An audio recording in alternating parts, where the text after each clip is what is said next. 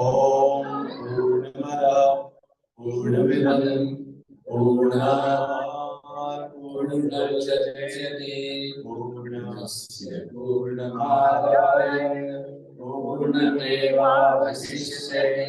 ओम शांति शांति शांति। ओम श्री गुरुभ्यो नमः। शंकरं शंकराचार्यं केशवं बादरायणं सूत्रभाष्यकृतो वन्दे भगवन्तो पुनः पुनः। रामो राजमणि सदा विजयते रामं रमेशं भजे। रामेणाभिहता निशाचरजनः रामाय तस्मै नमः। रामानास्ति परायणं परतरं रामस्य दासोऽस्म्यहं। रामे चित्तलयः सदा भवतु मे। भो राम मामुत्तर भो राम मामुत्तर भो राम मामुत्तर।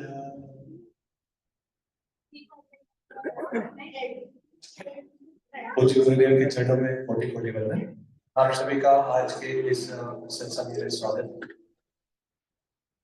पूज्य गुरुदेव का मैं थोड़ा सा आपको परिचय दूंगा, उसके बाद गुरुदेव के चरणों में प्रार्थना करूंगा कि आज का जो प्रवचन है उसका आरंभ करें।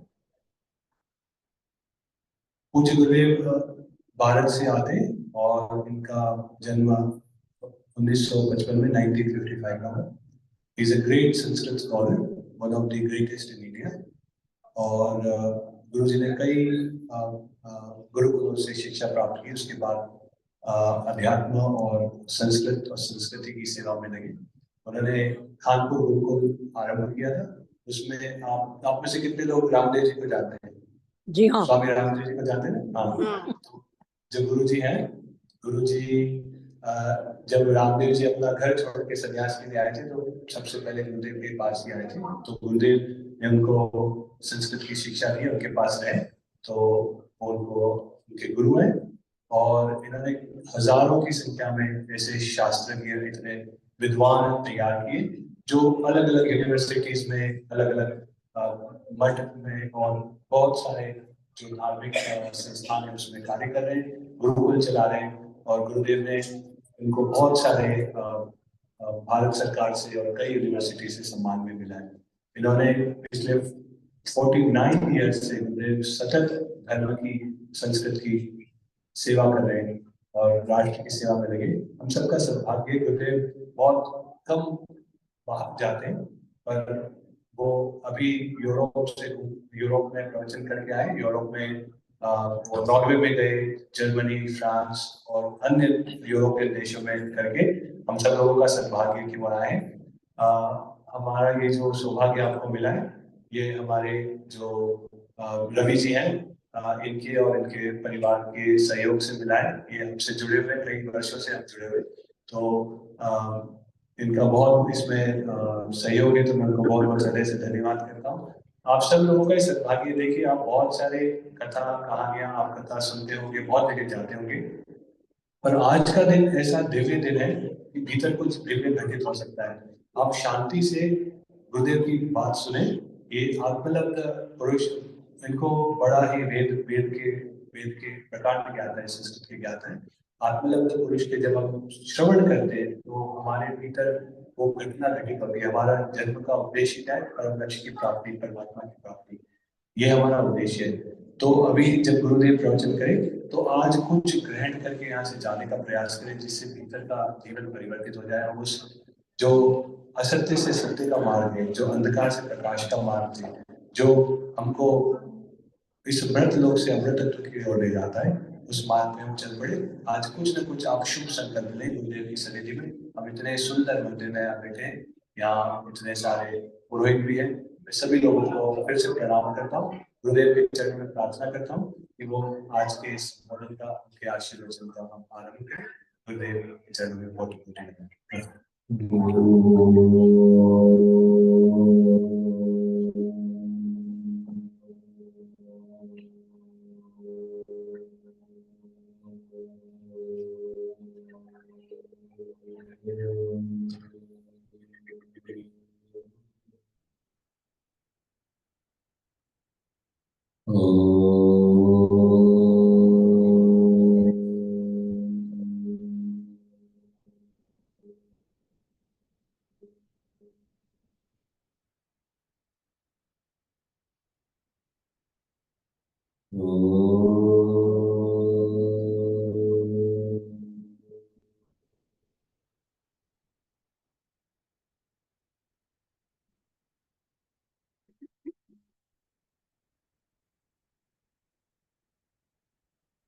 श्री परमात्मने नमः। ओम श्री गुरुभ्यो नमः। ओम मातृशक्तये नमः। ओम असतो मा सद्गमय तमसो मा ज्योतिर्गमय मृत्योर्मामृतंगमय। ओम शांति शांति शांति। सबको मैंने प्रणाम किया, परमात्मा को, गुरुजनों को, मातृशक्ति को, हमारे इष्ट देवी देवताओं को, सबको मैंने प्रणाम किया। प्रणाम के द्वारा शुभ को हम अपने अंदर प्रवेश कराते हैं और अभिमान वो कपाट बन जाता है जहाँ आता वह शुभ बाहर ही रह जाता है। हम जीवन में शांति चाहते हैं। मैंने अभी मंत्र पाठ किया और उसके बाद कहा ओम शांति शांति शांति, ऐसा मैंने बोला। 3 प्रकार की शांति को हम प्राप्त करें। 3 प्रकार के दुख होते हैं और वे निवृत्त होते हैं तो एक एक प्रकार की शांति हमें मिलती है।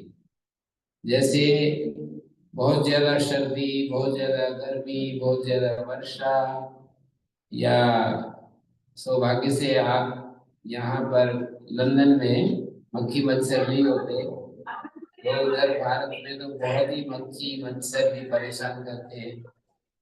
तो एक शांति तो वो होती है जो प्राकृतिक, जो ये अतिवृष्टि अनावृष्टि आदि प्राकृतिक प्रकोप के कारण से जो हमारा जीवन डिस्टर्ब होता है,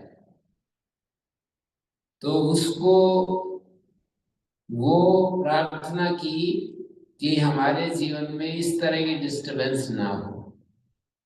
मानी पूरे भूमंडल पर देखेंगे तो उस तरह से देखना पड़ेगा। हो सकता है कि आप कहेंगे कि यहाँ तो कोई डिस्टरबेंस नहीं है, ना ज्यादा गर्मी होती है ना ज्यादा ठंड होती है, मक्खी मच्छर भी नहीं होते हैं, यहाँ तो कोई डिस्टरबेंस नहीं है। लेकिन डिस्टरबेंस पूरे धरती के को सामने रख करके हम विचार करेंगे तो हमें पता चलेगा कि भाई डिस्टरबेंस तो है। कभी अधिक गर्मी होने लगती है, कभी अधिक सर्दी होने लगती है, कभी वर्षा होने लगती है, तो ये डिस्टरबेंस ही है।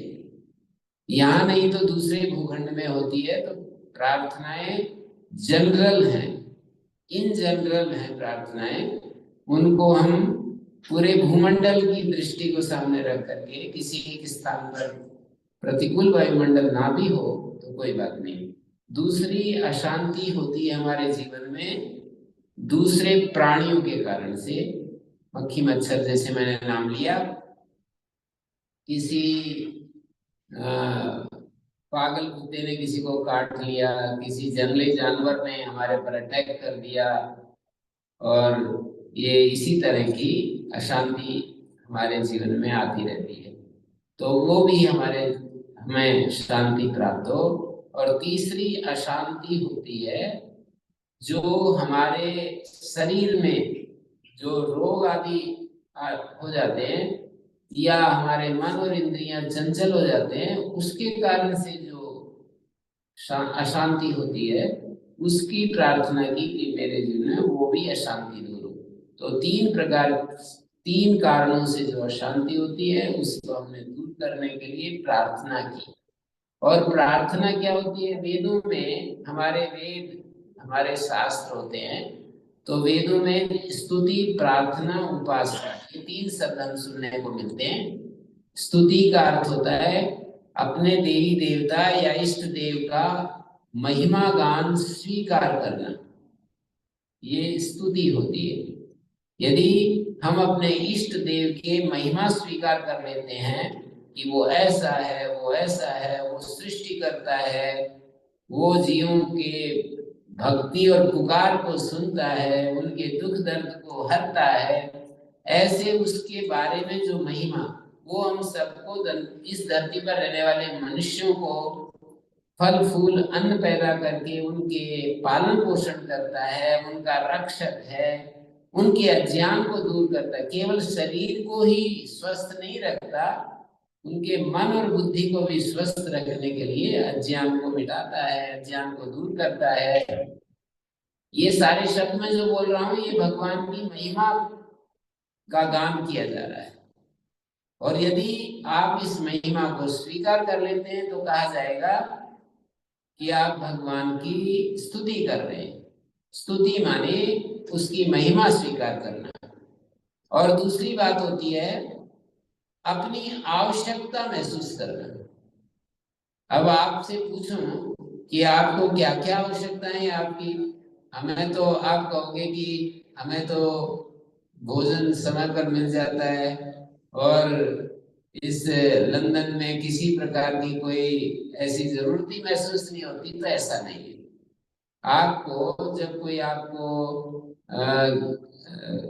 उससे कोई हानि हो जाती है, बिजनेस में कोई घाटा हो जाता है, या फिर कोई प्रिय व्यक्ति बिछुड़ जाता है, तो फिर आप कहेंगे कि उस समय तो अशांति होती है, उस समय तो हमें कष्ट होता है, दुख होता है। तो दुख तो आ गया ना। कोई दुनिया का मनुष्य ये नहीं कह सकता मुझे कोई दुख नहीं। कोई ज्ञानी पुरुष तो कह सकता है, कोई भक्त तो कह सकता है, कोई सेवा में लगा हुआ, जैसे हमारे समर्थ गुरु अभी मेरे को बता रहे थे, माता जी का परिचय दे रहे थे कि स्वामी सत्यमित्रानंद जी महाराज उनके घर में आते थे और वो बहुत ही उनका श्रद्धा भक्ति भाव से उनकी सेवा करती और उनका बहुत ही प्रेम से उनका मैंने एक रूम उनके लिए बना करके रख दिया। अभी माता जी बता रही थी। तो इससे हमारे जीवन में महापुरुषों के संग से एक शांति आती है, उनके सानिध्य से हमें बहुत ही अच्छा महसूस होता है और हमारी बुद्धि आलोकित होती है, हमारी बुद्धि में ज्ञान का प्रकाश होता है उनके सानिध्य से। तो ये एक जीवन का हमारा रूप होता है। तो ऐसे कुछ लोग जो होते हैं उनको जो कि ज्ञानी पुरुष कहते हैं, सेवक कहते हैं, भक्त कहते हैं, उनके दुख रिड्यूस हो जाते हैं, कम हो जाते हैं। लेकिन जो जितना ज्यादा माया में रहता है उसको दुख तो आएंगे, उनको हम बचा नहीं सकते। तो इसलिए बैलेंस करने के लिए कहा जाता है कि भाई माया से तो आप मुक्त नहीं हो सकते, माया में तो रहना पड़ता है। आप बाल बच्चेदार हैं तो आपको बिजनेस भी करना होता है, सर्विस जॉब भी करना होता है, कहीं किसी को कृषि करनी होती है, तो उसमें धन कमाना होता है, उसमें ऊपर नीचे होती है चीजें घटनाएं।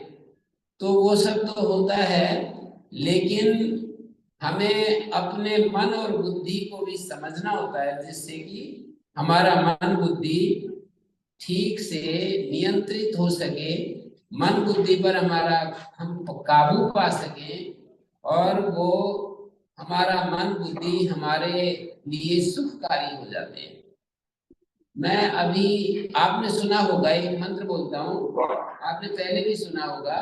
उस मंत्र में ये कहा द्यौ शांति अंतरिक्षम शांति पृथ्वी शांतिराप शांतिरोषधय शांति वनस्पतय शांतिर्विश्वे देवा शांतिर्ब्रह्म शांति सर्वं शांति शांतिरेव शांति सामा शांतिरेधि, ऐसे बोला।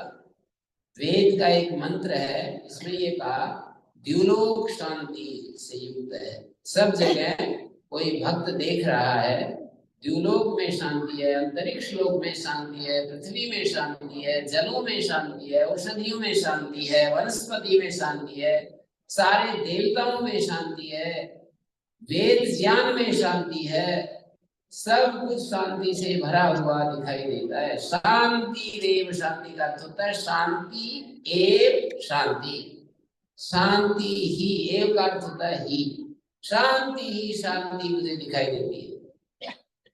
पर सा शांति मायदी, मैं अशांत, वो शांति मुझको प्राप्त हो जाए जो शांति सर्वत्र फैली हुई। हम इस सृष्टि को देखते हैं तो इस सृष्टि में पूर्णता का अनुभव करते हैं। और अभी मंत्र बोल रहे थे समर्थ गुरु कि पूर्णमदः पूर्णमिदं पूर्णात् पूर्णमुदच्यते पूर्णस्य पूर्णमादाय पूर्णमेवावशिष्यते। तो ये जो पूर्णता की कल्पना है, मनुष्य अपने में आकर के और रुक जाता है। वो कहता है कि मैं तो पूर्ण नहीं, मैं अपूर्ण हूं। अनेक अनेक जो इच्छाएं होती हैं वो इसी बात का संकेत है कि हम अपूर्ण। यदि हमारे अंदर हम पूर्ण हो जाएं, हम ह्यूमन बीइंग्स मनुष्य पूर्ण हो जाएं, तो हम शांत हो जाएंगे। हमारी तरह तरह की इच्छाएं और कामनाएं उत्पन्न होती रहती हैं, उनमें से कुछ पूरी हो जाती है, कुछ नहीं होती है। तो उन कामनाओं के चलते हम अपने अंदर अशांति अनुभव करते हैं। तो इस अशांति को मिटाने के लिए हमें प्रयास करना पड़ता है। वो प्रयास किस रूप में करते हैं?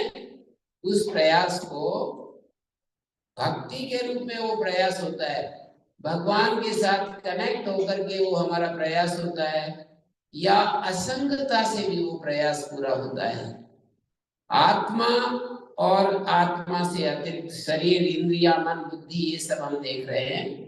हमारा जो जो हमारा जीवन है, हमारा व्यक्तित्व है, इस व्यक्तित्व में दो चीजें हमें दिखाई दे रही है। एक तो आत्मा, चैतन्य, कॉन्शियसनेस, अवेयरनेस, और दूसरी आत्मा से अदर देन आत्मा। आत्मा से अतिरिक्त भी हमारे व्यक्तित्व में क्या क्या है? ये शरीर है, ये हमारा नासिका से जो प्राण चलता है वो है, मन है, बुद्धि है, हमारी इंद्रियां, आँख, नाक, कान आदि इंद्रियां हैं। तो ये सब को अनात्मा कहते हैं। तो अनात्मा और आत्मा में, अनात्मा से यदि हम असंग हो जाएं, निर्लिप्त हो जाएं, तो भी हम शांत हो जाएंगे। निर्लिप्त हो जाए, आत्मा के, आत्मा अनात्मा से अलग हो जाए, तो हमारा व्यक्तित्व पूरा शांत हो जाएगा। तो इसको असंगता कहते हैं, नॉन अटैचमेंट। असंगता से हम शांत होते हैं, शांति प्राप्त करते हैं, और भक्ति से भी शांति प्राप्त करते हैं। भक्ति का अर्थ क्या होता है? कि जिसको हम हमारा भजनीय समझते हैं, उसके साथ प्रेम भाव से कनेक्ट हो जाते हैं। तो प्रेम के द्वारा अपने प्रेमास्पद के साथ जुड़ करके भी हमें शांति मिलती है। यदि हम प्रेमास्पद को ये मान लेते हैं कि मेरा प्रेमास्पद सर्वसमर्थ है, मेरा प्रेमास्पद सदा मेरे साथ है, मेरा प्रेमास्पद कभी भी मेरे से वियुक्त नहीं होता, वियोग नहीं होता, कभी विछोह नहीं होता, ऐसा तो है ही। हमारा प्रेमास्पद हम सबके अंदर जो बैठा है, जिसको हम परमात्मा कहते हैं, जिसको अलग अलग नामों से पुकारते हैं, राधा कृष्ण आदि के नाम से हम उसी को पुकारते हैं। ये मंत्र, ये जो मंदिर है, राधा कृष्ण मंदिर है। पर ये राधा क्या चीज है? ये राधा क्या चीज है? तो कृष्ण की, ऐसा माना जाता है कि कृष्ण की शक्ति को राधा कहते हैं। ये जो प्रकृति है, ये कृष्ण की शक्ति है। कृष्ण किसको कहते हैं? जो सबको खींच रहा है। संस्कृत में जो शब्द होते हैं, वो शब्द क्रिया से संज्ञावाचक होते हैं। All nouns derived from verbs. Verb क्रिया और नाउन संज्ञा, सारे संज्ञावाची शब्द क्रिया से संज्ञावाची बनते हैं। ये कैसे? ये एक बड़ा सिद्धांत है भाषा शास्त्र का। जैसे मनुष्य को मनुष्य क्यों कहते हैं? तो कहेंगे ये मननशील है, इसलिए इसको मनुष्य कहते हैं। और गो को गो क्यों कहते हैं? बोले गमनशील है, इसलिए गो कहते हैं। वृक्ष को वृक्ष क्यों कहते हैं? तो कहेंगे कि ये इसको काटा जाता है, इसकी नियति तो कटना है, इसलिए इसको वृक्ष कहते हैं। कितने वृक्ष धरती पर उगते हैं और कटते रहते हैं। और इधर यूरोप में तो वृक्षों के कटने से ही ये मकान बनाए जाते हैं। सब इनका जो भवन का निर्माण होता है, बहुत ज्यादा लकड़ी का उपयोग होता है। तो वृक्ष को वृक्ष क्यों कहते हैं? वृक्षन क्रिया के कारण इसको वृक्ष कहते हैं। सूर्य को सूर्य क्यों कहते हैं? शरण क्रिया, सबको सोते उनको प्रेरित करता है कि अब उठ जाओ। सूते प्रेरयति कर्मसु सर्वान् जनानिति सूर्य। सूर्य को सूर्य क्यों कहते हैं? सबको प्रेरणा देता है कि प्रातःकाल अब जग जाओ और अपने काम में लग जाओ। तो अभी मैंने कहा कि सभी शब्द क्रिया से संज्ञावाची होते हैं। तो कृष्ण, राम, राधा, ये सारे शब्द भी किसी क्रिया से संज्ञावाची होने चाहिए। और वो क्या क्रिया है जिससे कि कृष्ण को कृष्ण कहते हैं? आकर्षण करना, खींचना। हमारे अंदर बैठा हुआ परमात्मा हमको खींचता है अपनी तरफ। हमारा मन तो बाहर इंद्रियों के माध्यम से बाहर भटकना चाहता है, लेकिन परमात्मा अंदर बैठा हुआ हमको खींचता है, तो इसलिए उसको कृष्ण कहते हैं। राम को राम क्यों कहते हैं? तो राम को इसलिए कहते हैं कि योगी लोग, ध्यानी लोग उस परमात्मा में रमण करते हैं, उसमें आनंद से रमते रहते हैं, इसलिए उसको राम कहते हैं। तो श्री कृष्ण राधा की बात मैं कर रहा था, क्योंकि ये राधा कृष्ण मंदिर है। एक बड़ी महत्वपूर्ण बात आपके सामने रखूंगा, महत्वपूर्ण चर्चा जो आज तक आपके मन में आई नहीं होगी, और आप कहेंगे कि ये तो बहुत ही विशेष बात है। तो राधा क्यों कहलाती है? एक दृष्टि से राधा श्री कृष्ण की शक्ति है। श्री कृष्ण सर्वत्र व्यापक चैतन्य है। श्री कृष्ण वो भी है जो कि यशोदा का पुत्र है, और वो देव की पुत्र है, यशोदा ने जिसको पाला है। और देव की वसुदेव उसके पिता हैं, वो भी कृष्ण है। और एक कृष्ण घट घटवासी है, हरेक के बुद्धि में, हृदय में उसकी उपस्थिति है। और एक कृष्ण सब जगह है, यूनिवर्सल है, एक इंडिविजुअल। वही कृष्ण, उसके चार रूप में समझ पाया हूं। एक कृष्ण जो है वो देवकी और वसुदेव का पुत्र है। एक कृष्ण, दूसरा कृष्ण है हमारा इंडिविजुअल, एक एक घट घटवासी, एक एक हमारे भीतर उसकी उपस्थिति। और एक कृष्ण का वो रूप, ये अलग अलग नहीं है, एक ही कृष्ण है। एक देव की पुत्र है, वही कृष्ण घट घटवासी है, वही कृष्ण सारे यूनिवर्सल, सारे सारे इस अस्तित्व में है। और एक कृष्ण का रूप है परात्पर, ट्रांसेंडेंटल, उसका रूप है। अंग्रेजी का उसके लिए शब्द बोला जाता है ट्रांसेंड कर रहा है, सब चीजों से अतीत है। ये कृष्ण के चार रूप हैं जो मेरे समझ में आए। तो यदि हम उस कृष्ण, वो कृष्ण हमको अंदर बैठा हुआ खींचता है, अभी मेरी तरफ आओ, हम जीवों को वो खींचता है। जीव हैं हम लोग, जिनको इच्छाएं होती हैं, जो प्रयत्न करते हैं, कोशिश करते हैं, जो जानना चाहते हैं, जो अपने को निर्भ्रांत करना चाहते हैं, जो मुक्त होने की इच्छा रखते हैं, जो प्रेमी होना चाहते हैं, जो अज्ञान अवस्था में भोगों से अपने को सुखी करना चाहते हैं। देखो ये कई सारे जीवों के रूप हैं। जब अज्ञान अवस्था में होते हैं तो जीव भोगों से अपने को सुखी देखना चाहते हैं, इंद्रिय भोगों से, और अपनी जरूरतों को पूरा करके सुखी होना चाहते हैं। और ये चाहते हैं कि हम बहुत पावरफुल हो जाएं, ये चाहते हैं कि हमारे पास दुनिया की सारी संपत्ति हमारे पास ही इकट्ठी हो जाए। जीव ही तो चाहता है ऐसा। हम जीव गण अलग अलग, हम सब जीव ही बैठे हैं, एक एक जीव बैठे हैं। तो हम जीव जब अज्ञान अवस्था में होते हैं, अंधेरे में होते हैं, ज्ञान का प्रकाश हमें नहीं मिलता है, तो उस समय हम दुनिया की शक्ति, सारी शक्ति अपने पास देखना चाहते हैं। हम अच्छे अच्छे मकान बनाना चाहते हैं, अच्छे अच्छे साधन इकट्ठा करना चाहते हैं, खूब गाय फार्म हाउस बनाना चाहते हैं, बड़े बड़े वृक्ष और गार्डनिंग और लैंडस्केप को तैयार करते हैं। ऐसे क्या क्या काम करते हैं, पावरफुल होना चाहते हैं, शक्तिशाली होना चाहते हैं। ये हम सबके अंदर अनेक अनेक इच्छाएं, अपना तो अपना हम रखते ही हैं, दूसरे का भी अपना बनाना चाहते हैं। तो ये सब अज्ञान जितना जितना गहरा होता है उतना स्वार्थी होते हैं। और जब ज्ञान का प्रकाश होने लगता है तो हम परार्थ की तरफ बढ़ने लग जाते हैं।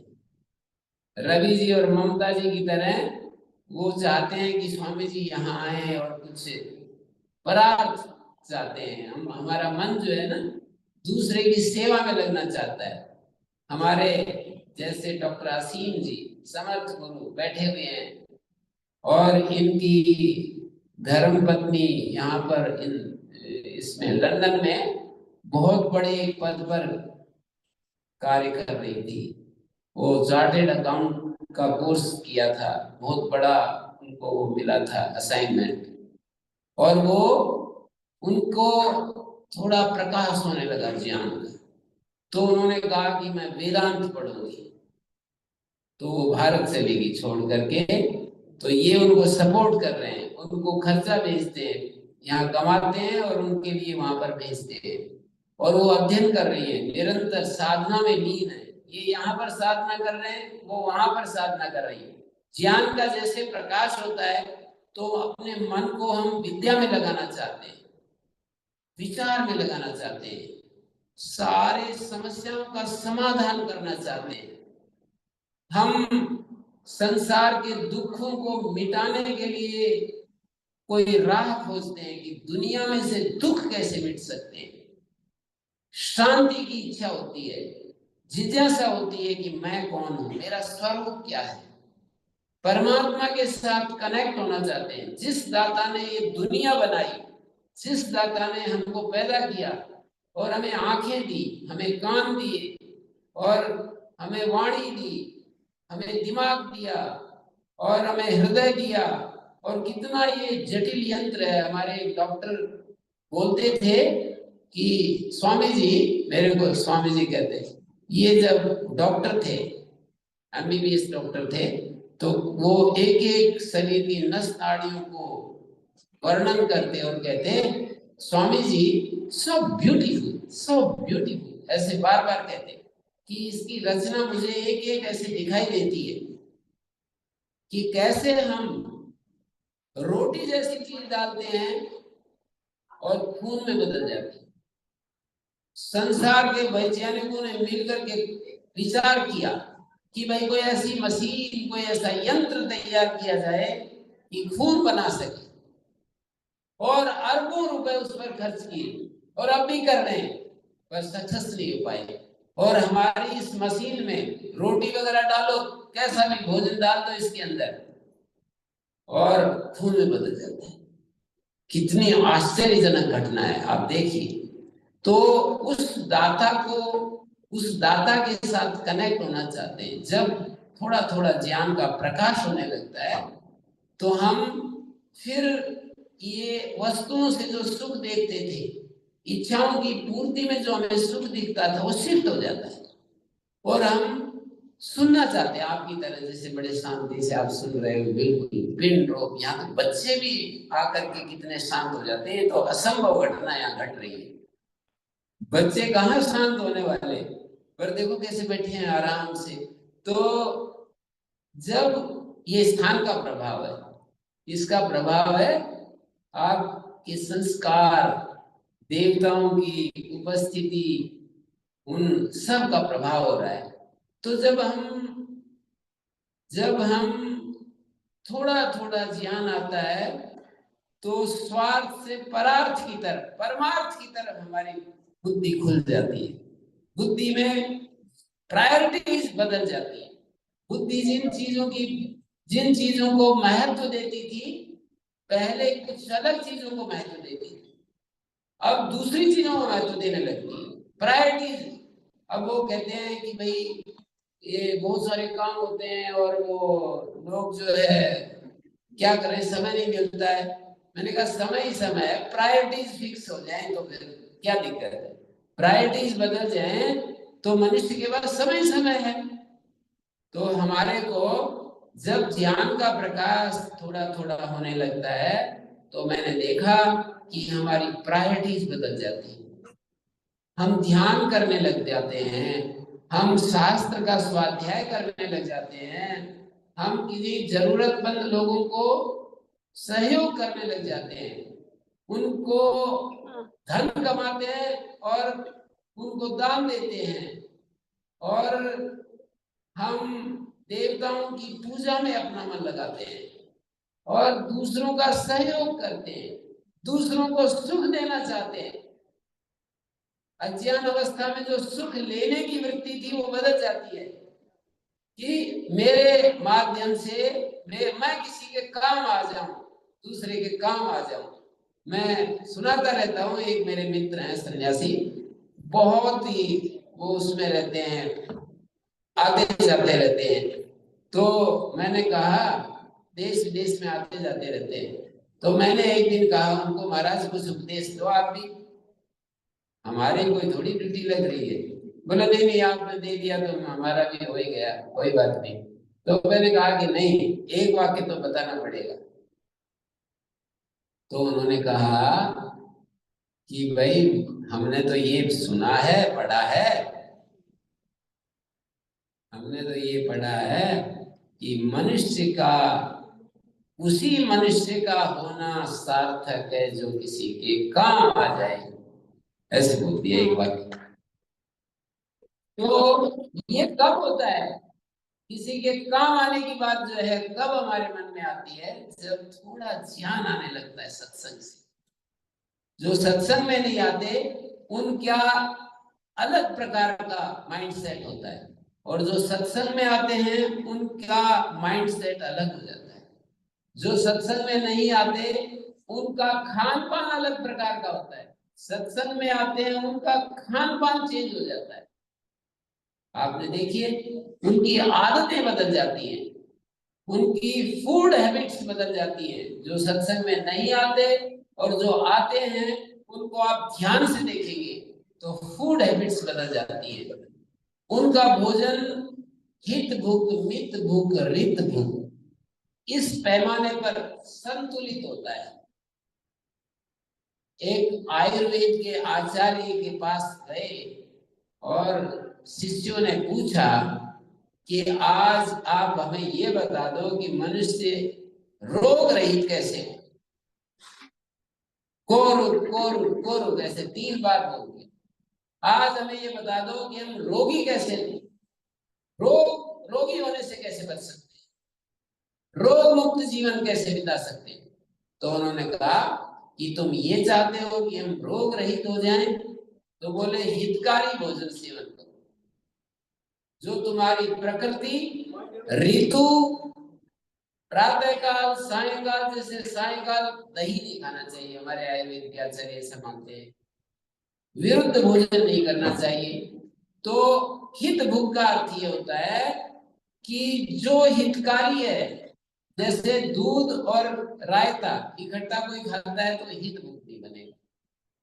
ककड़ी, खीरा, तरबूज और ऐसी ऐसी चीजें, ककड़ी, खीरा, तरबूज, इनके साथ दूध की चीजें खाने लगे तो हित भूख नहीं बनेगी। तो देखो सत्संग में आते हैं तो ये सीखा ना, आज एक बात सीखने में आई कि भाई हमें हितकारी भोजन करना चाहिए। प्रातः काल का भोजन अलग होता है, सायंकाल का अलग होता है, और ऋतु के अनुसार सर्दी, क्या बोलते हैं, विंटर का भोजन अलग होता है और समर का भोजन अलग होता है। तो हित भूख और रेनी सीजन का भोजन अलग होता है। तो हमारे को सत्संग में यह बात पता लगती है या फिर पुस्तकों से लगती है। पुस्तकों में जो हमारी रुचि जागृत होती है वो भी सत्संग से होती है। तो सत्संग की तो महिमा या परंपरा है ना। सत्संग में आकर कितनी हमारे को कितनी चीजें मिलती है। हमको सत्संग में आकर ये तो नहीं पता चलता है कि भाई रुपया पैसा कैसे बढ़ता है, लेकिन रुपया पैसा कैसे बढ़ता है ये तो पता नहीं चलेगा।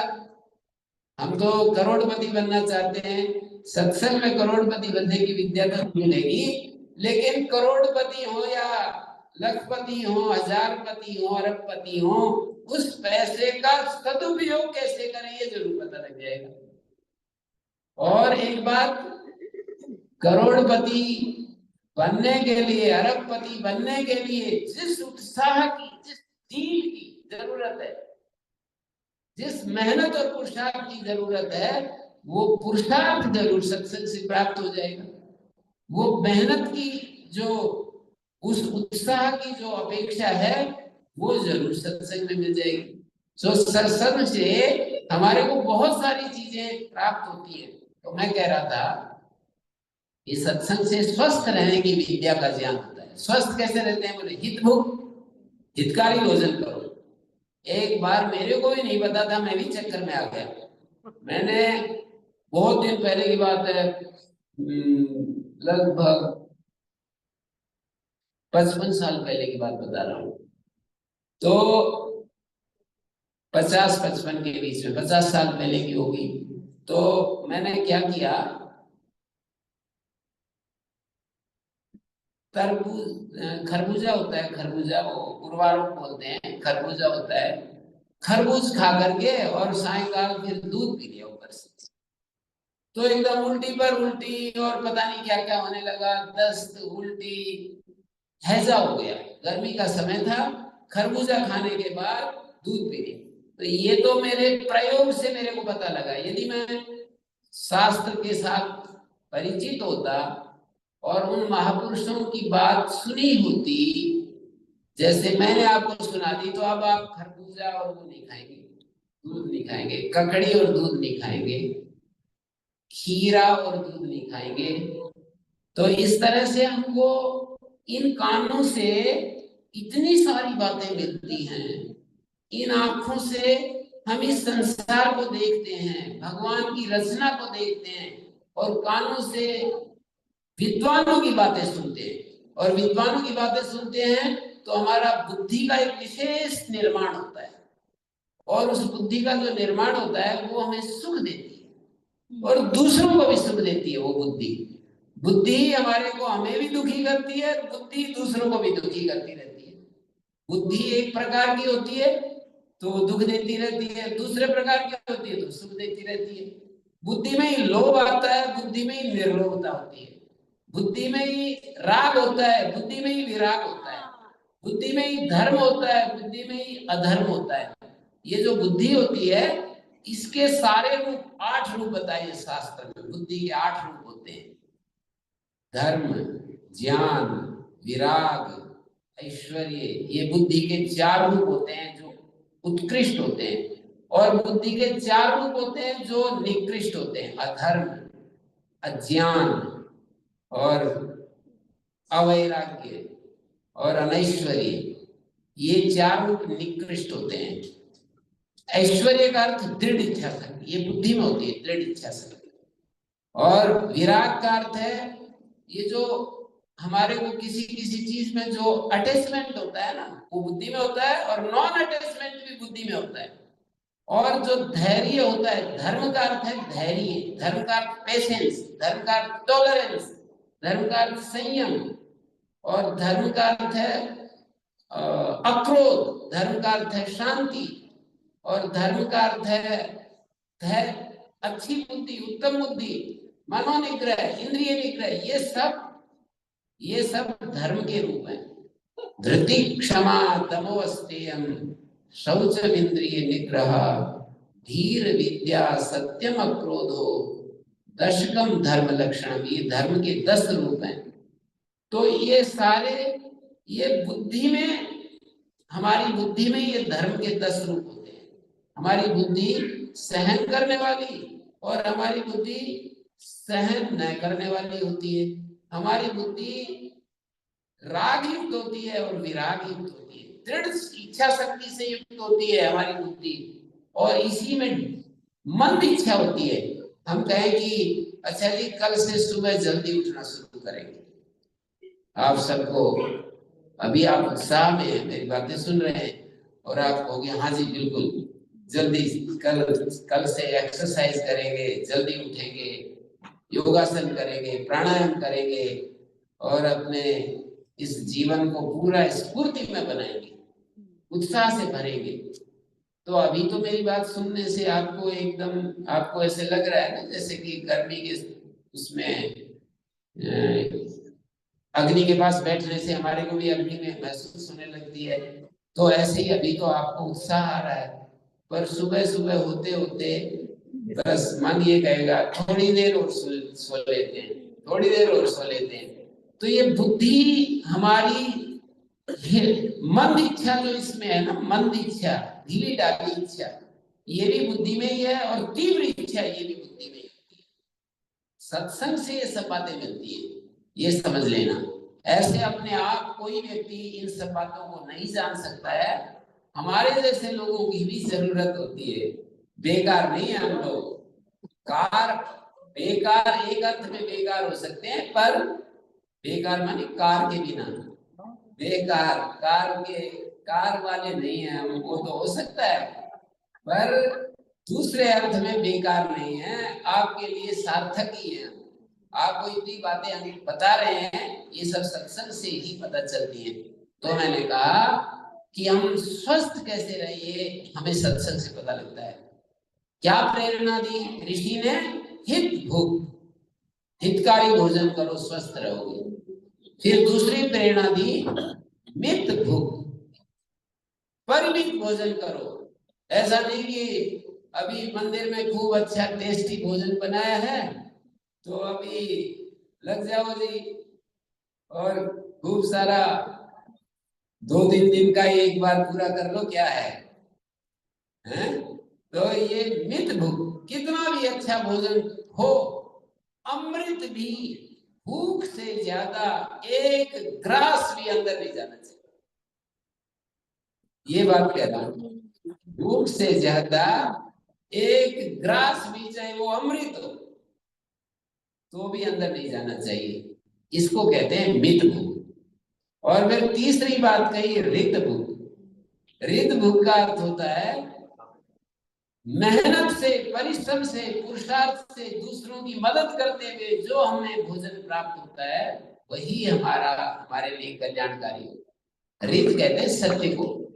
सत्य को हम अपने सत्य कमाई का जो हमें भोजन मिलता है, मेहनत पुरुषार्थ से जो भोजन मिलता है, इंग्लैंड देश में, लंदन में तो बहुत लोग सब पुरुषार्थ से ही भोजन प्राप्त करते हैं, कोई कामचोर नहीं दिखाई देता।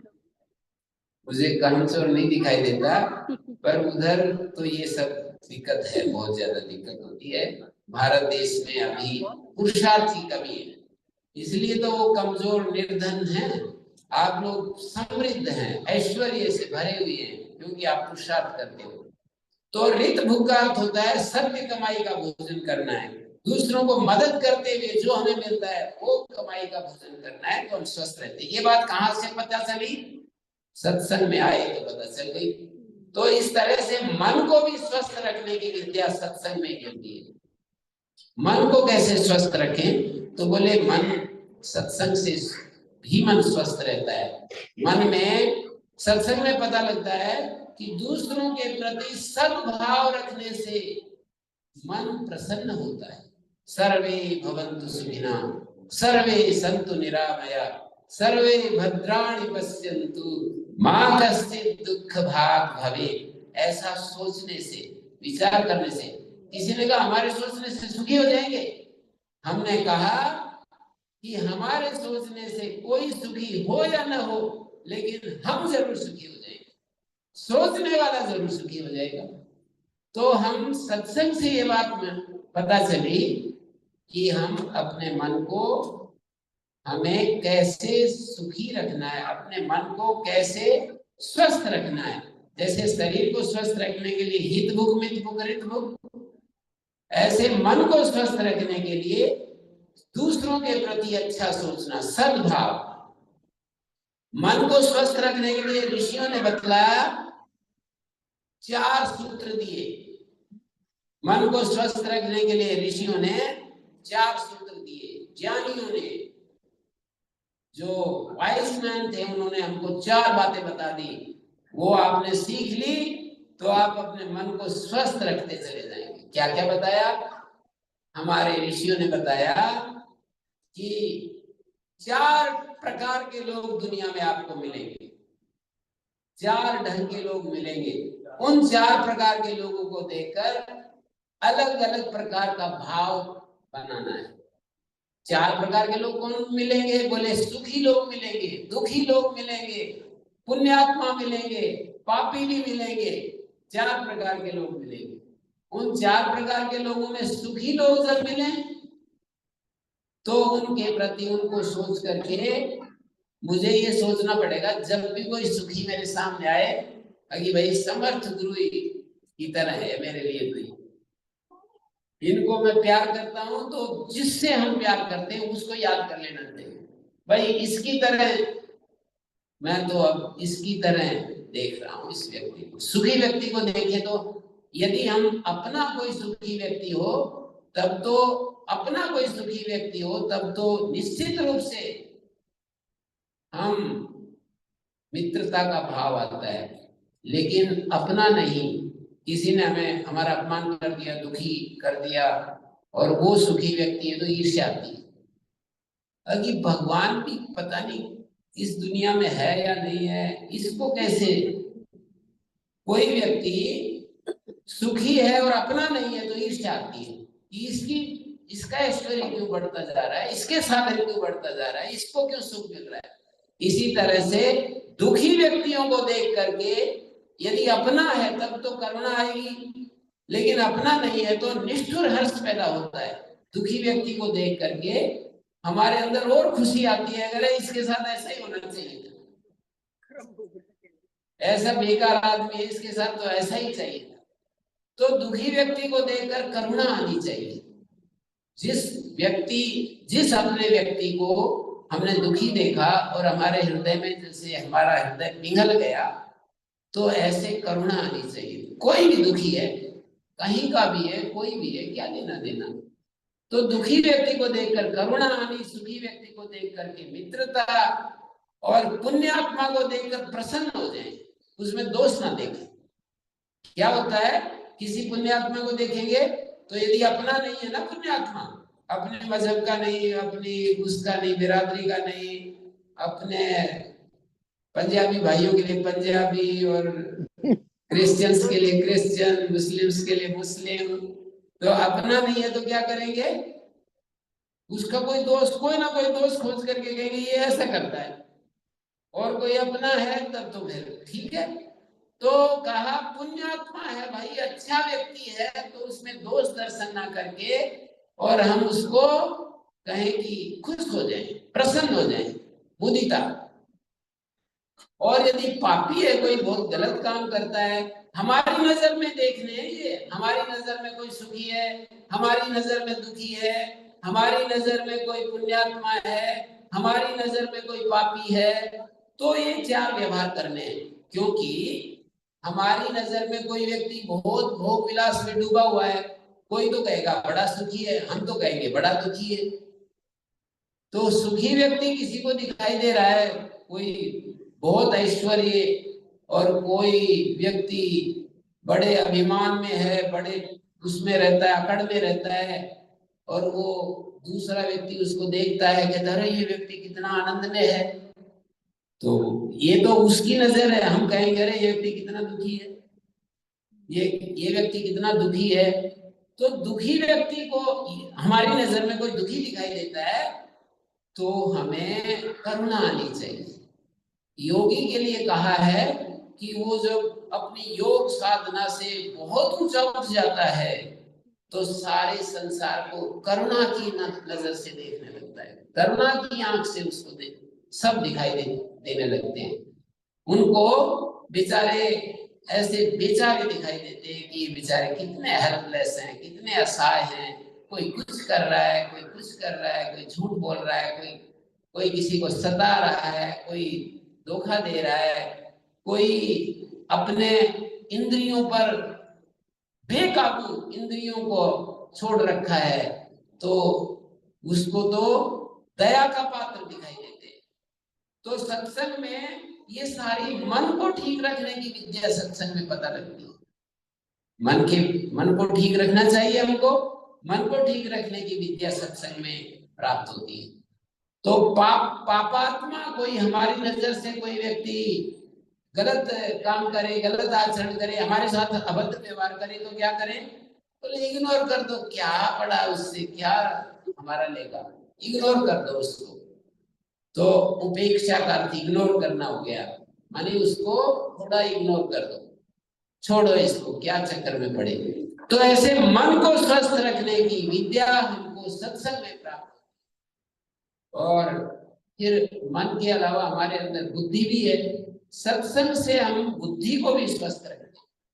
बुद्धि हमारी देखने में ये ठीक है, ये गलत है, ये धर्म है, ये अधर्म है, ये सही है, ये बेसही है, हमारी बुद्धि प्राप्त इस सामर्थ्य को प्राप्त करती है सत्संग के द्वारा। सत्संग से हमें प्रेरणा मिलती है कि भाई ये शास्त्र पढ़ने चाहिए, महापुरुषों की वाणी सुननी चाहिए, उससे हमारे को हमारी बुद्धि में ज्ञान का प्रकाश होता है। बुद्धि ज्ञानेन शुद्धयति, हमारी बुद्धि ज्ञान से निर्मल होती जाती है। तो ऐसे हमारी बुद्धि को हम निर्मल करते जाते हैं, और जैसी हमारा मन बुद्धि होता है, इंद्रियां होती हैं, आत्मा तो वैसा ही हो जाता है। आत्मा तो जैसा मन बुद्धि इंद्रियां वैसा आत्मा। मन बुद्धि इंद्रियां स्वच्छ हो जाए तो आत्मा भी स्वच्छ दिखता है, रहता है। मन बुद्धि इंद्रियां अस्वच्छ हो गए तो हमारा आत्मा भी फिर अस्वच्छ हो जाता है।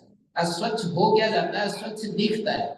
आत्मा तो हमेशा अवर क्लीन है, अवर हैप्पी है, लेकिन ये जो दुख दर्द हमें महसूस होता है, परेशानी महसूस होती है, वो हमारे मन बुद्धि इंद्रियों के कारण से ऐसा होता है। मन बुद्धि इंद्रियां गड़बड़ हो गए तो आत्मा भी गड़बड़ प्रतीत होने लगता है। तो अपने हमें फोकस करना है शरीर को, मन को, बुद्धि को, इंद्रियों को ठीक करने को, बस आत्मा तो उद्धार हो जाएगा। ये हमारे सामने है, इनको ठीक करना है। आत्मा वैसे भी अदृश्य है, उसको हम वैसे भी बिल्कुल गहराई में है, आत्मा को तो बिल्कुल गहराई में है, और आत्मा के ऊपर सुपर इम्पोजिशन, अध्यारोप, सुपर इम्पोज्ड है चीजें। जैसे शरीर को हम आत्मा के ऊपर आरोपित कर देते हैं, शरीर को पकड़ करके ही हम अपने स्वरूप को आंकने लगते हैं। कहीं मन को पकड़कर, कहीं बुद्धि को पकड़कर, कि मैं बड़ा पुण्यवान हूँ, मैं बड़ा ज्ञानी हूँ, मैं लंबा हूँ, मैं छोटा हूँ, मैं के साथ छोटा को साथ में जोड़ करके देखने लगते हैं। तो ये सारी चीजें हमें देखनी हैं, और ये सब सत्संग से मिलती हैं। तो समय समय पर हमें सत्संग करना, और हमें कुछ कुछ एक पृष्ठ जिससे हमें उत्साह मिलता है, हमें स्वाध्याय भी करना चाहिए। श्रीमद् भगवद गीता, उपनिषद, इनका चाहे एक पृष्ठ ही पढ़े, रोजाना हमें उसका स्वाध्याय करना चाहिए।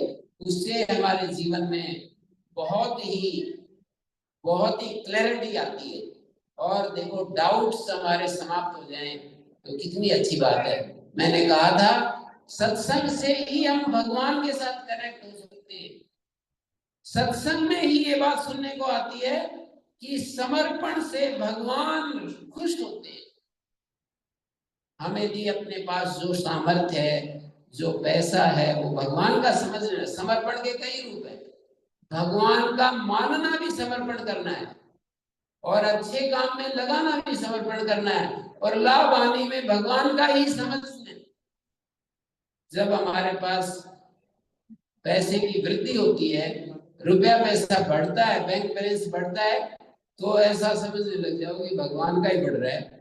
और जब घाटा आ जाए तब समझ लो कि भगवान का ही घाटा हो रहा है। फिर बताओ कहां से दुख होगा? बढ़ रहा है तो भी भगवान का बता दो। मैं तो ये कह रहा हूँ, केवल ऐसा नहीं कह रहा हूँ कि बढ़ता है तो भगवान का, ऐसा कह देते हैं लोग कि बढ़ता है तब तो भगवान का बढ़ रहा है, और घटता है तो कह रहे हैं कि जी हमारा बैंक खाली हो गया।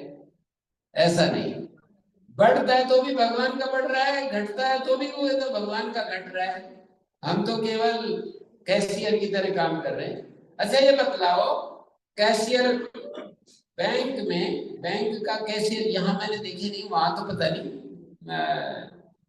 ये यहाँ का सिस्टम क्या है मुझे पता नहीं, पर वहाँ भारत का कैशियर होता है, वो हिसाब किताब लगाता रहता है और वो देता रहता है निकाल निकाल करके, सायकाल हिसाब लगाता है कि आज मैंने 1 करोड़ रुपए बैंक का दिया है लोगों को और 2 करोड़ आ गया है, तो उसको कोई हर्ष, उसको कोई दुख और सुख नहीं होता है।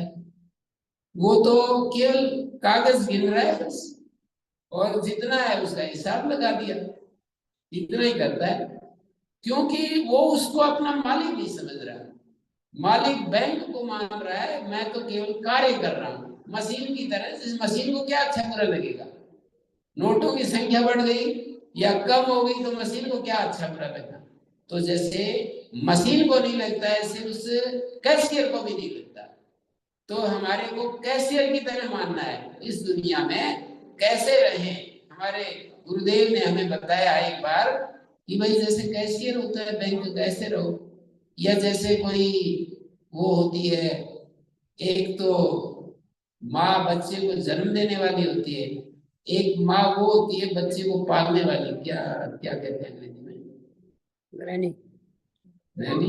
नैनी। हाँ, वो होती है। तो बोले नैनी की तरह रहो, बच्चे का काम सारा करती है पर उसको कोई परेशानी सुख दुख इस तरह का नहीं होता है। नैनी की तरह रहो, बैंक के कैशियर की तरह रहो, नदी की तरह बहते रहो। तो ऐसे कितने सारे दृष्टांत है, विचार जो हमको सही दिशा में ले जाते हैं। सत्संग से ये बात मिलती है। यदि कुसंग में जाएंगे, व्यर्थ की बातें सुनेंगे, तो हमारा मन का निर्माण, बुद्धि का निर्माण भी उसी तरह का होगा। और हमारे को फिर बुद्धि जैसी है ऐसा ही मन है, ऐसा ही बुद्धि और मन जैसा है वैसा ही आदमी है। ये सब बातें विचार से पैदा होती है। तो भगवान के लिए समर्पण का भाव और अपने मन में समता, ये सब सत्संग में सुनने को मिलती है कि मन को समता में रखना और भगवान को समर्पित। एक बार मैं एक आश्रम में गया और मैंने कहा, भारत में वो दक्षिण भारत में वो आश्रम था पांडिचेरी में, श्री अरविंद आश्रम बोलते हैं। तो मैंने उनके पास रहे हुए एक साधक से पूछा, श्री अरविंद के आसपास रहे वो और बहुत उनसे मिले भी थे। मैंने कहा श्री अरविंद के 2 शब्दों में पूरे उनके दर्शन की व्याख्या कर सकते हैं? बोले हाँ। तो बोले श्री अरविंद कहते हैं कि इक्वानिमिटी और सरेंडर, इक्वानिमिटी और सरेंडर 2 शब्द का प्रयोग करते हैं। मैंने कहा कि इसको थोड़ा और खोलिए। बोले एक माइंड की चीज है, एक हार्ट की चीज है। एक माइंड की चीज है इक्वानिमिटी ऑफ द माइंड और सरेंडर ऑफ द हार्ट। तो इस तरह से यदि हम महापुरुषों के पास में नहीं गया होता तो ये दिशा कैसे मिलती। एक महापुरुष के पास गया, मैंने कहा समर्पण की क्या व्याख्या आप करेंगे? तो कहा relinquishment of resistance is surrender. Resistance का रिलिंक्विश कर देना ही सरेंडर है। तो ये सारी बातें कितने महापुरुषों को मैंने जा जा करके प्रश्नोत्तर किया, मैंने पूछा, जिज्ञासा की, खोज की, तो जाकर के मेरे को मिला वही बातें मैं आपको बांट रहा हूँ, जो मुझे मिला वो आपको बांट रहा हूँ। तो ये सब चीजें जो है, ये सारी चीजें आप ऐसे जो सच्चे विद्वान, तपस्वी विद्वान, अभी मैं तो चला जाऊंगा, आपके साथ ये रहते हैं, इनको भी बुला करके आप ऐसे सुन सकते हो। मैं तो भारत चला जाऊंगा, 23 तारीख तक हूँ मैं अभी, फिर मैं चला जाऊंगा। तो उसके पीछे भी चलती रहनी चाहिए ना। एक दिन कोई कितना भी, एक दिन कोई कितना भी, जैसे कि आज मंदिर में प्रसाद बनाया होगा ना, प्रसाद तो बनाया होगा ना, तो एक दिन में खूब प्रसाद हम खा लें तो पहलवान नहीं बनेंगे। रोज थोड़ा थोड़ा यदि अच्छा भोजन करेंगे तो पहलवान हो सकते हैं। तो मैं ये कह रहा था कि एक दिन में कितना भी हम अच्छा ज्यादा से ज्यादा सुन ले, एक पौधा लगाएं, खूब सारा पानी डाल दें और फिर 1 साल तक उसको देखे ही नहीं, तो फिर पौधा तो सूखेगा। तो आप एक दिन तो सत्संग में अच्छी अच्छी बातें सुन ली, ये तो ठीक है, आपका भाव देवताओं के प्रति, देवी देवताओं के प्रति आपका भाव बनता है, इतना तो ठीक है। पर बुद्धि का विकास भी चाहिए। भाव माइंड की चीज है, तो माइंड के साथ माइंड में शिव संकल्प आने चाहिए, ये सत्संग से मिलेगा। शिव संकल्प, कल्याणकारी संकल्प, मंगलमय संकल्प हमारे सत्संग से प्रेरणा मिलती है, दिशा मिलती है हमारे को सुनने से। इसलिए वेदों में कहा है भद्रम कर्णेभिः शृणुयाम देवा भद्रम पश्येमाक्षभिर्यजत्रा, कि हम कानों से भद्र सुने, आंखों से भद्र देखें। कान और आंख दोनों से हमारे भीतर ज्ञान जाता है। और शास्त्र ये कहता है आहार जब तक शुद्ध नहीं होगा, आहार शुद्ध हो सत्व शुद्धि, सत्व शुद्ध हो ध्रुवा स्मृति, स्मृति लम्बे सर्व ग्रंथि नाम विप्रमोक्षा। आहार शुद्ध होता है तो हमारा अंतःकरण शुद्ध होता है। जैसा खाएं अन्न वैसा बने मन।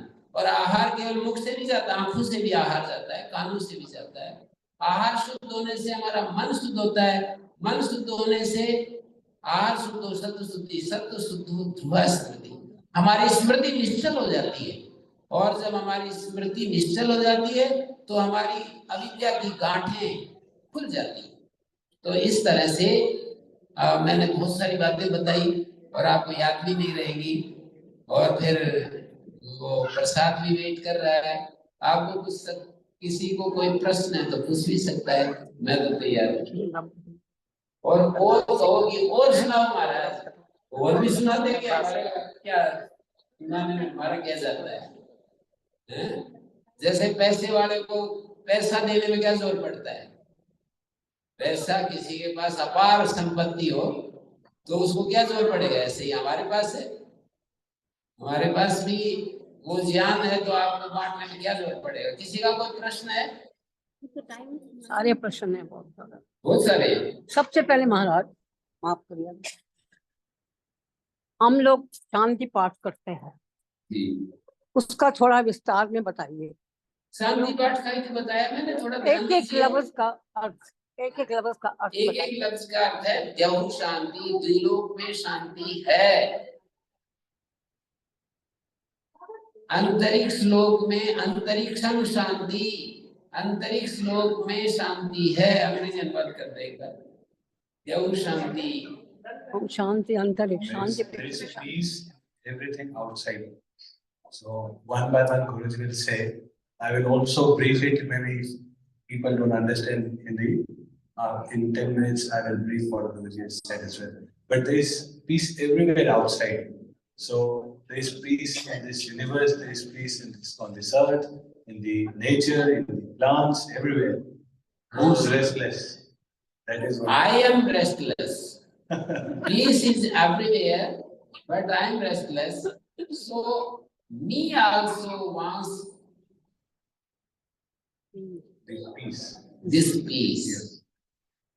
मैं भी इस पीस को चाहता हूँ। सामा शांति रेदी, जो शांति द्युलोक में, अंतरिक्ष लोक में, सूर्य में, चंद्रमा में और देवताओं में और सब जगह है, ज्ञानियों में, वेद में, शांति शांति सब जगह शांति ही शांति दिखाई देती है। वो शांति, वो पीस मुझ में भी, शांति means peace, happiness, joy, bliss, वो मेरे अंदर भी आ जाए। देखिए, प्रार्थना का मतलब आवश्यकता अनुभव करना, जरूरत महसूस करना। तो शांति की जरूरत महसूस करोगे, आप जरूरत महसूस करते हो अच्छे अच्छे वस्त्रों की, सोना की, आभूषण की, तो जो आवश्यकता अनुभव करोगे तो मिल ही जाती है।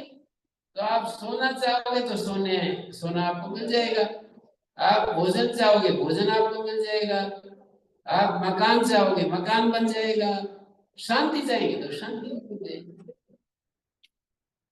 एक चीज और माफ करिएगा, जब लोग उच्चारण करते हैं they do their own way, कोई कहते हैं ब्रह्म, कोई कहते हैं ब्रह्मा, तो आप एक बार उच्चारण करिए इसका, हम सब जगह सुनते हैं। देव शांति, अंतरिक्षं शांति, पृथ्वी शांति, रापः शांति, रोषधय शांति।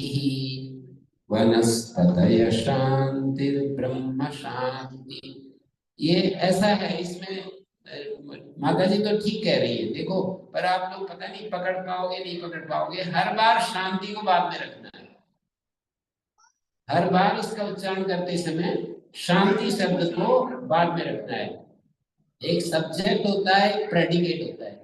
देव सब्जेक्ट है, शांति प्रेडिकेट है। अंतरिक्षम सब्जेक्ट है, शांति प्रेडिकेट है। औषधया शांति, औषधया सब्जेक्ट है, शांति प्रेडिकेट है।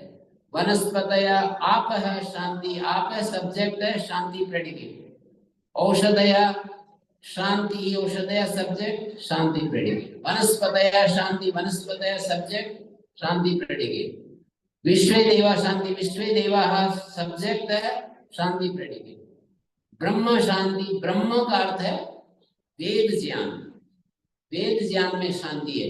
ब्रह्म शांति, ब्रह्म का अर्थ वेद है, तो वेद में शांति है, शांति प्रेडिकेट है। सर्वम शांति, सर्वम सब्जेक्ट है, शांति प्रेडिकेट। शांति एव शांति, शांति ही शांति फैली हुई है। Peace is spreading all over the world, around me, सर्वत्र पीस फैली हुई है। सामा शांति रेधि, शांति को हर बार अंत में आना चाहिए। प्रायः लोग बोलने में थोड़ी गड़बड़ कर देते हैं अज्ञान के कारण, तो वैसे बोलते हैं। शुरू में तो ठीक बोलते हैं, फिर बीच में गड़बड़ हो जाती है। बीच में जाकर बोलेंगे वनस्पतय शांति, विश्वे देवाः शांति ब्रह्म शांति सर्वं शांतिरेव शांति सामा शांतिरेधि, ऐसा कर देते हैं। तो ऐसा नहीं करना, आपको शांति शब्द को हर बार बाद में बोलना है। विश्वे देवा शांति, ब्रह्म शांति, सर्वम शांति, शांतिरेव शांति, सामा शांतिरेधि। मैंने कहा कि ऐसे बोलना है, ऐसे नहीं बोलना, उससे अर्थ वो हो जाता है, अर्थ भंग हो जाता है, अर्थ का प्रवाह टूट जाता है। बस इतनी बात है। सामा का मतलब क्या है? सामा का क्या मतलब है? सामा, सामा नहीं, सामा। सा मानी वह शांति, माँ मानी मुझको प्राप्त हो, एक ही प्राप्त हो जाए। Guruji is one of the greatest Sanskrit scholar in India, so please big hand up.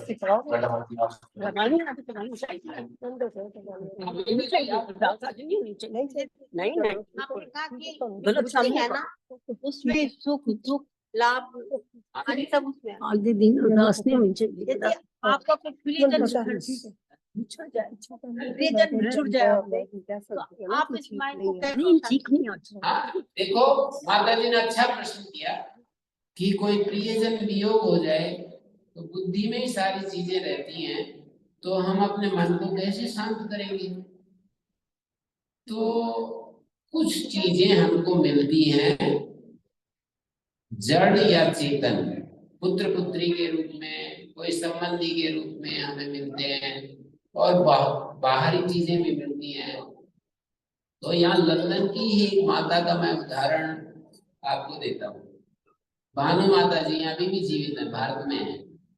तो वो लंदन में रहती थी और वहां पर गई भारत, एक आश्रम में, श्री अरविंद आश्रम में मैं अभी बता रहा था, वहां गई। तो वहां 3 दिन हुए थे, फोन गया, बच्चा बीमार है, 19 साल का बालक था उनका, वो बीमार है। तो वो उन्होंने कहा कि इतना ज्यादा रोगी नहीं था, लेकिन मैं तुरंत टिकट लेकर के वापस आई, लंदन आई। मैंने देखा कि लोग गाड़ियां खड़ी हैं अनेक, तो मैंने समझा कि कुछ न कुछ अनिष्ट हो गया है। तो मैं, मंदिर बनाया हुआ था ऐसे, मंदिर के सामने जाकर मैं खड़ी हो गई। मैंने प्रार्थना की कि हे मेरे इष्ट देव, मेरा कुछ भी चला जाए वो सब आपका ही है, मैं आपके चरणों से मेरा ध्यान ना हटे, बस मेरे को ये आशीर्वाद चाहिए हैं? और वो कहा कि मैं, लोग रो रहे थे, उसका नौजवान बेटा 19 साल का चला गया, लोग रो रहे थे, वो शांति से जाकर के पीसफुली वहां पर बैठ गई और कई दिन तक वो शांति मुझमें विद्यमान रही। और एक और उदाहरण भी मैंने सुना कि एक सेठ जी के पास, एक धनवान कोई व्यक्ति के पास कोई एक काम करता था, एक व्यक्ति, उसका 13 साल का बच्चा था। तो वो बच्चा एक दिन बीमार पड़ा और वो गुजर गया। तो अगले दिन वो जिस दिन गुजरा तो वो उसमें काम धाम में लगा रहा, उसका क्रियाकांड करने में। अगले दिन दुकान पर गया तो सेठ जी ने पूछा कि कल क्या बात हो गई? भाई कल नहीं दिखाई दी। बोले जी वो आपका बेटा था ना, वो चला गया। ऐसे बड़े आराम से बता रहा। तो बोले ओहो, ऐसे सेठ जी के मुख से, सेठ जी समझते ना क्या बोलते हैं? हाँ। तो उन्होंने कहा ओहो। तो उसने कहा इसमें जी दुखी होने की क्या बात है जी, ये तो उनकी खेती थी, वो से कच्ची काटो से पका कर काटो। तो ये जो विचार होता है ना, ये हमको शांत कर देता है और समर्पण भी शांत कर देता है। अभी मैं बोल रहा था ना, भगवान के ही हम हैं, भगवान हमारे संबंधों को भी भगवान ने बनाया है। वो यदि हटा रहा है तो वो भी भगवान ही हटा रहा है। तेरी इच्छा भाई, जितने दिन तेने रखा ठीक है, हम रहे, और आपने अलग कर दिया तो अलग हो गए। भगवान में हमारा प्रेम यदि खूब बढ़ जाए तो भी हमको कोई कष्ट नहीं, विचार के द्वारा भी कष्ट नहीं होगा। विचार का अर्थ है सारी चीजें आने जाने वाली है, कितने दिन तक रहेंगी, पहले जाना पीछे जाना, इनको तो जाना ही है। ऐसा विचार से भी हम शांत हो सकते हैं और भक्ति से भी हम शांत हो सकते हैं। भक्ति का अर्थ है परमात्मा में मेरा मन लगा रहे, एक क्षण के लिए भी मैं भगवान से ना हटूं, चाहे सब कुछ चला जाए, चाहे सब कुछ मिल जाए, मेरा मन वैसा ही बना रहे। ऐसे विचार करने से, ऐसे सोचने से, ऐसा निश्चय करने से, देखने से, बुद्धि के द्वारा ये सब देख पाते हैं ना, ऐसा देखने से हम शांत होते हैं। तो ठीक है, और किसी का कोई प्रश्न? ना माया नहीं छोड़ती, वो माया वो नहीं छोड़ती ना। हाँ, वो माया जो है ना वो नहीं छोड़ती। मोह माया तो छोड़नी पड़ेगी। हाँ हाँ, वो माया मोह माया तो छोड़नी पड़ेगी। ये तो आपको ही छोड़नी पड़ेगी। दूसरा कैसे छुड़ाए? आपने पकड़ा तो आप ही छोड़ोगे, पकड़ा तो आपने लोग छुड़ा दोगे, कोई दूसरा छोड़ेगा। हाँ जी। अब मेरे ख्याल में हमने बड़े आनंद से आपके साथ, बहुत ही अच्छा लगा। और रवि छाबड़ा जी और ममता छाबड़ा जी ने समर्थ गुरु को प्रेरित किया कि आप आइए। इधर आ जा। कौन से एक बार सबको दर्शन करना चाहते हैं? हाँ हाँ बोल। रवि छाबड़ा जी कहाँ हैं? जी इधर आ जा। बैठा वो बैठा है।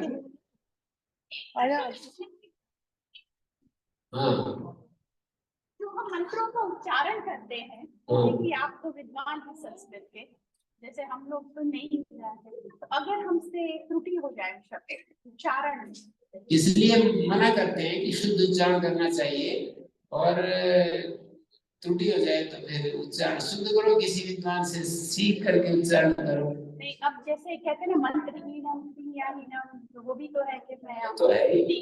कि मेरे को नहीं आता फिर भी मैं आपको क्या करती हूँ, तो भाव प्रधान होता है।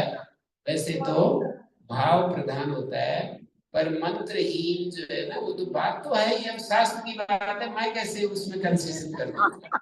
वो ठीक है, लेकिन मतलब अगर जैसे उच्चारण है, क्योंकि यहाँ लोग पंजाबी में होते हैं, कुछ डिफरेंट लैंग्वेज है, तो उससे उच्चारण तो संस्कृत का नहीं हो पाता।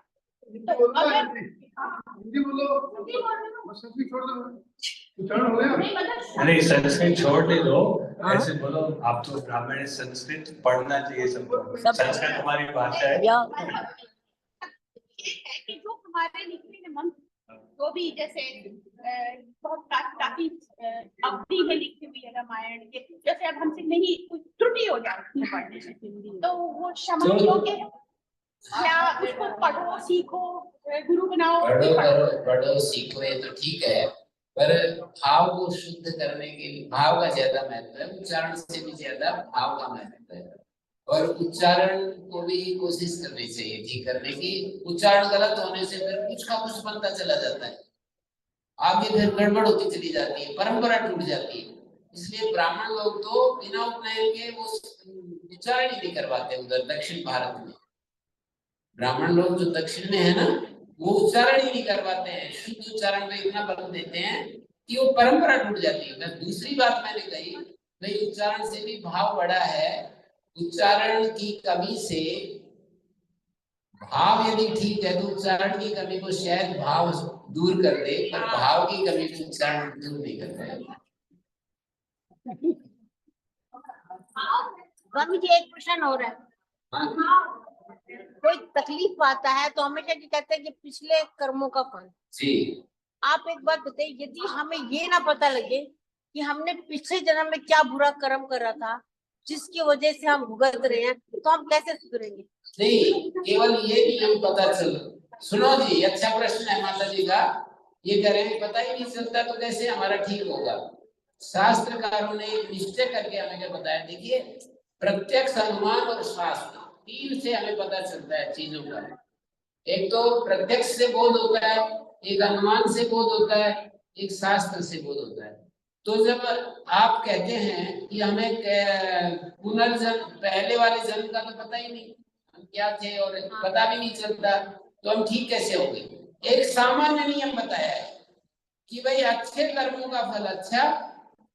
एक पंजाबी में हमारे एक सरदार को बोलते, अच्छे कमा दे अच्छे नतीजे, बुरे कमा दे बुरे, जिंदगी 2 दिन दी, ऐसे गीत गाते थे। तो ये जिंदगी 2 दिन की है, 2 दिन की है। अच्छे कमा दे अच्छे नतीजे, बुरे कमा दे बुरे, जिंदगी 2 दिन दी है? तो देखो अच्छे और बुरे कर्मों के इतना केवल पता लगेगा, किसी के जीवन में सुख का पदार्पण है तो उसने अच्छे किए थे, कोई कष्ट आ गया तो पता नहीं चलता है कि किससे क्या होता है। पर ये सामान्य नियम का पता लगता है कि सुखस्य मूलम धर्मा, सुख का मूल धर्म है और दुखस्य मूलम अधर्मा। इतना हमें पता चलता है, दुख का मूल अधर्म है।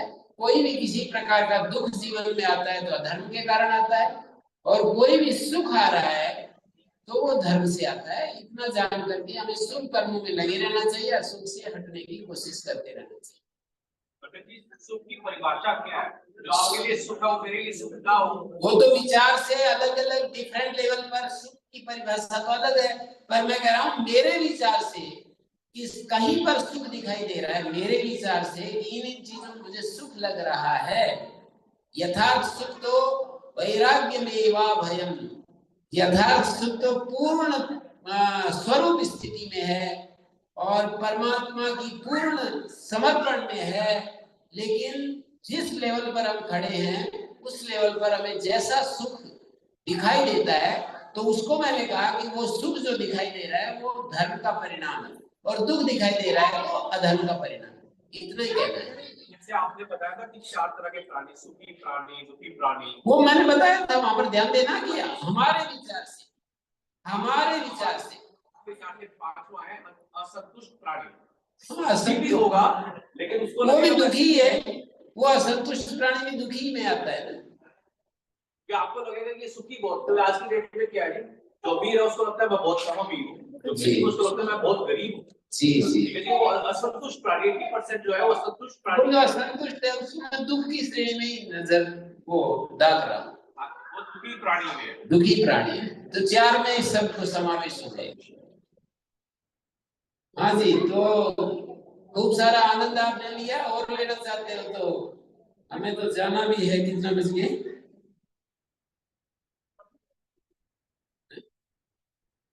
हाँ तो रवि जी, हाँ आइए एक बार, कुछ प्रसाद हमारा आपको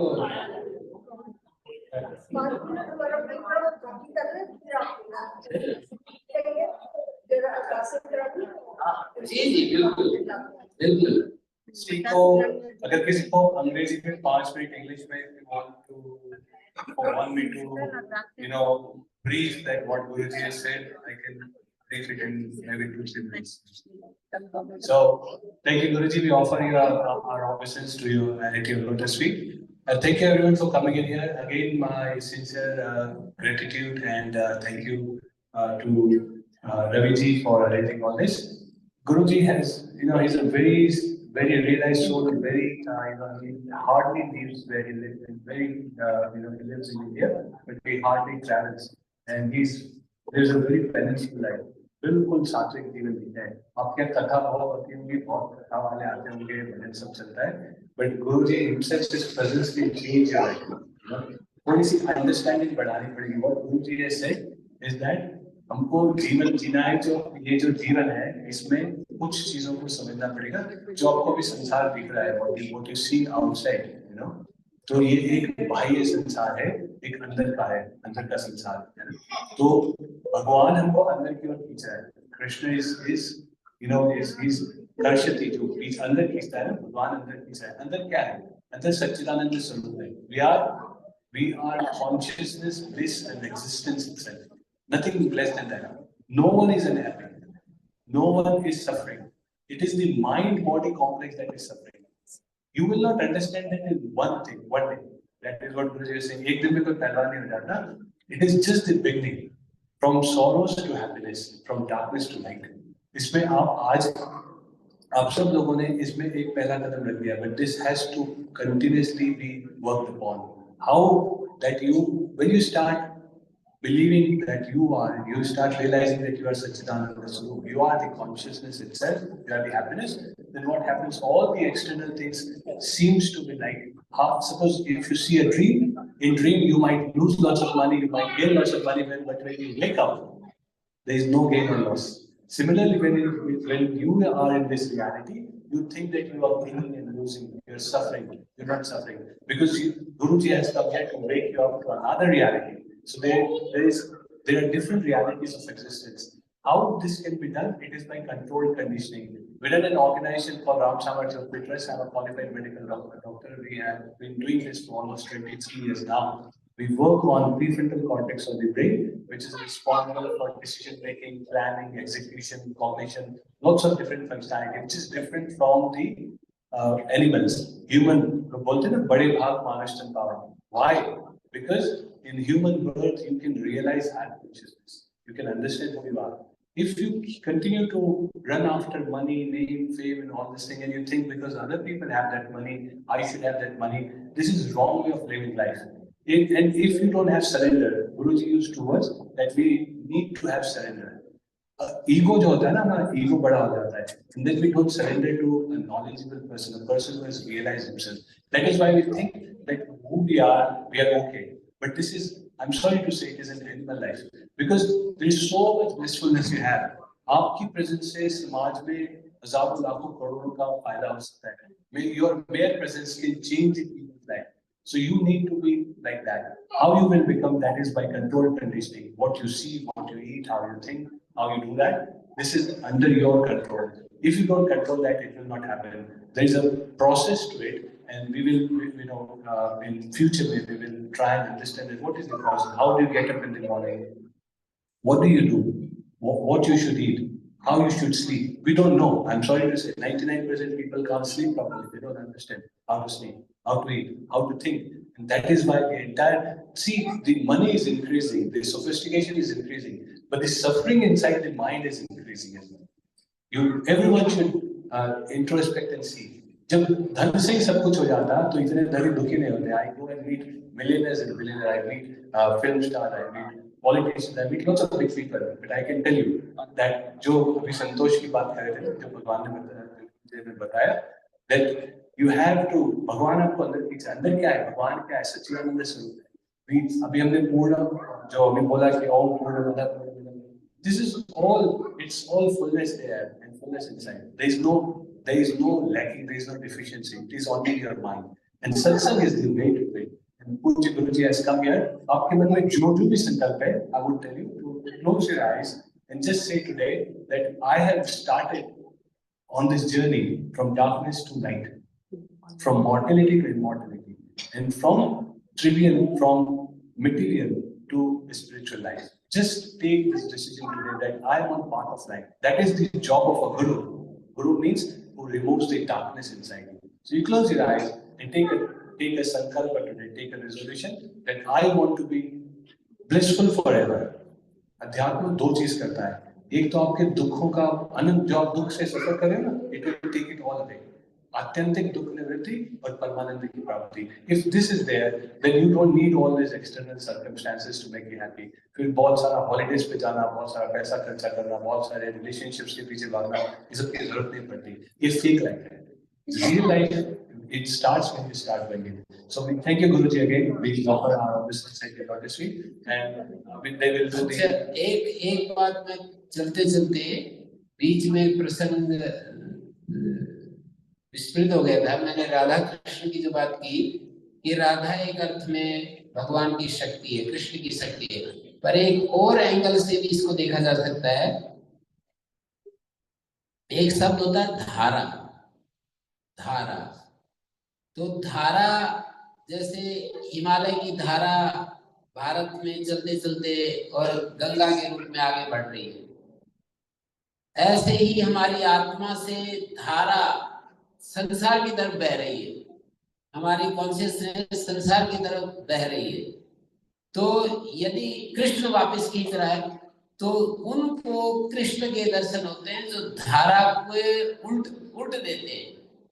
धारा का अपोजिट कर दे तो राधा बन जाता है, धारा को विपरीत कर दे तो राधा हो जाता है. अर्थात हम अपने अंदर की तरफ यदि अंतर अभिमुखी हो जाते हैं तो राधा स्वरूप हो जाते हैं. धारा में तो हम बाहर की तरफ बहते हैं और राधा में कृष्ण से मिलाती है. अर्थात धारा का विपरीत कृष्ण से हमें मिलाता है. धारा को यदि विपरीत कर दिया तो कृष्ण के साथ मिलना होगा. कृष्ण तो अंदर खींच रहा है, पर वो इसलिए नहीं खींच पा रहा कि हम धारा में बहते चले जा रहे हैं. तो धारा को उल्टा करना पड़ता है. राधा के रूप में हमें अपने को प्रस्तुत करना होता है तो हम अंदर जा पाते हैं. माता जी कुछ बोलेंगी, बोलिए. बोली अम्बे मात की जय. सबसे पहले आई 100% एग्री विद समरथ जी महाराज. मैंने कई दफा इनको देखा है हरिद्वार में, आपको पतंजलि में.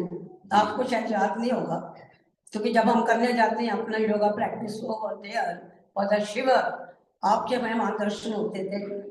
अब मोए भरोस हनुमंता, बिन हरि कृपा मिले नहीं संता. राम सिया राम जय जय. ओह भाग्य हमारे कि आप यहाँ आए, क्योंकि ये बाहर नहीं जाते. I can tell you that because मैं भी जुड़ी हुई हूँ माँ की कृपा से स्वामी जी के साथ फॉर द लास्ट 18 years. ये कभी बाहर नहीं जाते, वहां पे ये छिप के रहते हैं और सबको अपना ज्ञान देते हैं. आप सब देख सकते हो वैदिक चैनल पे जितने भी नए आए हैं हमारे आचार्य, सबको ये ट्रेन करते हैं, सबको ये ट्रेन करते हैं. अभी मैं माता जी हरियाणा में आ गया हूँ, ट्रेन करके वो काम पूरा हो गया. हाँ जी. देखिए कितने लोग कितने एक्साइटेड हैं और कमेटी वाले मेरे को कर रहे हैं जल्दी कर. ये कहने का मतलब क्या है कि हमारे मंदिर की प्रथा है कि हम अरदास करते हैं. उसका भी यही रीजन है. ये इतना जो बड़ा मंदिर बना है और इतना बढ़ रहा है, बिना पैसे के नहीं चलता, इसलिए हम अरदासें करते हैं. और जो भी आपकी श्रद्धा हो आइए, मत्था टेकिए और अरदास कर दीजिए. उससे पहले सिर्फ एक लाइन बोलूंगी. भुला माफ करी माँ, भुला माफ करी माँ, भुला माफ करी माँ, भुला माफ करी माँ। तो मराठी हमने बड़ी बेटी है, रियली एक्सक्यूज अस, हमने बहुत गलती की, महारानी हमें माफ करे। आइए, जिसकी जो शक्ल आके अरदास करिए। पहली अरदास है मिसेस मित्तल की, माँ के चरणों में।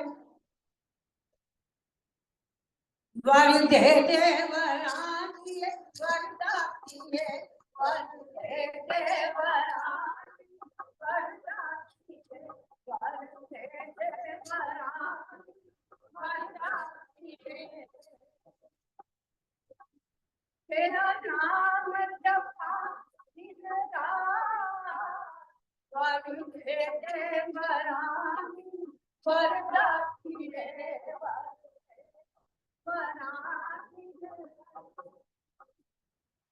जय हो माँ, जय हो माँ, जय हो माँ, जय हो माँ, जय हो माँ, जय हो माँ, जय हो माँ, जय हो माँ। परे पनारे मेरी मैया, परे पनारे मेरी मैया, सुख बरसावे मेरी मैया, सुख बरसावे मेरी मैया, कष्ट मिटावे मेरी मैया, कष्ट मिटावे, कष्ट मिटावे मेरी मैया, संत मिलावे मेरी मैया, संत मिलावे। जोर से गाइए ताली बजाते हुए। और संत मिलावे मेरी मैया, संत मिलावे मेरी मैया, संत मिलावे मेरी मैया, संत मिलावे मेरी मैया, मेरी मैया, मेरी मैया, मेरी मैया, मेरी मैया, मेरी मैया, सबकी मैया, मेरी मैया, सबकी मैया, सबकी मैया, सबकी मैया, कष्ट मिटावे मेरी मैया, कष्ट मिटावे सबकी मैया, कष्ट मिटावे सबकी मैया, खेल मिलावे मेरी मैया, संग मिलावे मेरी मैया, मैया मिलावे मेरी मैया, सुख बरसावे सबकी मैया, कष्ट मिटावे सबकी मैया, सब कुछ जाने मेरी मैया, सब कुछ जाने मेरी मैया, जाने मेरी मैया, सब कुछ जाने मेरी मैया, मेरी मैया, मेरी मैया, मेरी मैया, बड़े भंडारे बड़े भंडारे।